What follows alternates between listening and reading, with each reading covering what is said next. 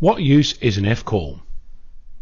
Recently I was talking to a non-amateur about amateur radio. You know the kind of conversation, sitting around a coffee table, talking about life, hobbies, etc. I mentioned I was getting out and about meeting people in amateur radio, participating in events, learning and generally having a great time. The person I was talking to immediately responded with, "That's all too technical for me, I could never do that." And thus began a conversation that went for an hour or so on how radio works, what wavelength and frequency were, how sound is transmitted, how an antenna works, how you get a license, how much it costs, and many of the mechanics related to our hobby. At no point did we talk about ohms or impedance or electronics as such. It was more along the lines of throwing a pebble into a lake. But at the end of the discussion there was a great deal of demystification that had taken place.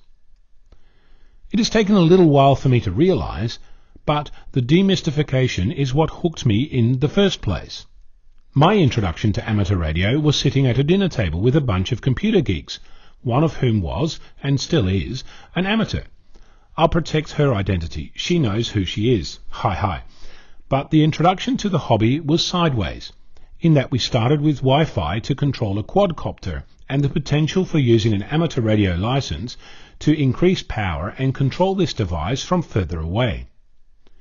The quad-copter Wi-Fi project is still in the back of my mind, and I must stress that I'm not investigated in any way bands, power, etc. My point is that I came across a hobby while I was looking elsewhere.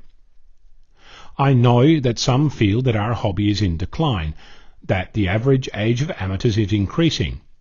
But I'd like to point out that we as a society are getting more and more technology in our lives, more and more exposure to ideas and inventions that have a basis in amateur radio, more and more accessible to more and more people.